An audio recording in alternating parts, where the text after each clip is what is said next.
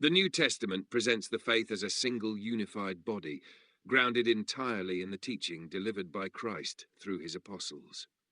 This unity is not portrayed as optional, nor as one expression among many, but as the very nature of the Church itself. Paul writes that there is one body and one Spirit, one Lord, one faith, one baptism, Ephesians 4:4-5, and this statement forms the foundation of the biblical narrative. The Scriptures never describe multiple doctrinal systems, competing traditions, or parallel institutions.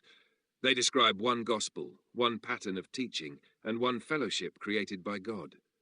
Every departure from this unity is traced in Scripture, not to divine intention, but to human innovation, private interpretation, and the elevation of tradition above revelation.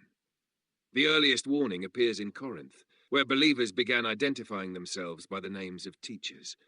Paul rebukes this sharply, asking, "Is Christ divided?" 1 Corinthians 1, verse 13.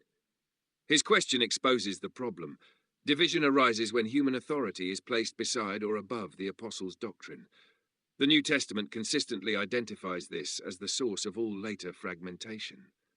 Peter warns that false teachers will arise, introducing teachings not delivered by the apostles, 2 Peter 2:1.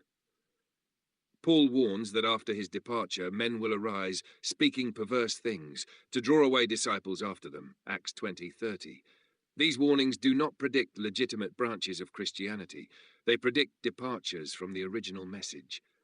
Within this biblical framework, any system that adds doctrines, traditions, or structures not found in the apostolic writings stands outside the narrative.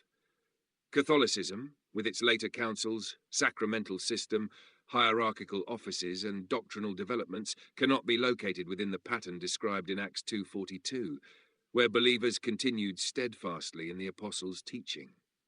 Protestantism, though formed in reaction to Catholicism, inherits the same principle of private interpretation that Scripture warns against. The Reformers rejected certain Catholic doctrines, yet they retained the idea that individuals or groups may construct doctrinal systems beyond the apostolic writings.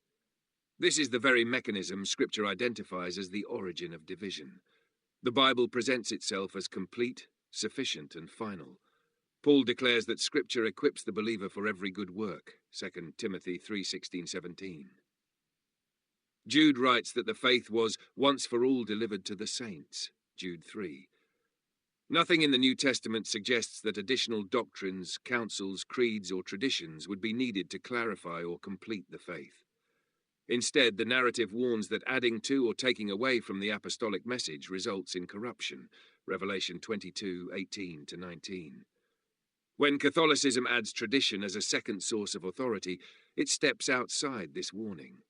When Protestantism multiplies interpretations into countless doctrinal streams, it follows the same path by dividing what Scripture presents as one.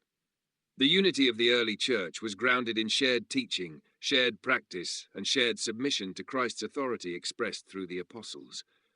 Acts records no competing systems, no parallel traditions, and no doctrinal diversity.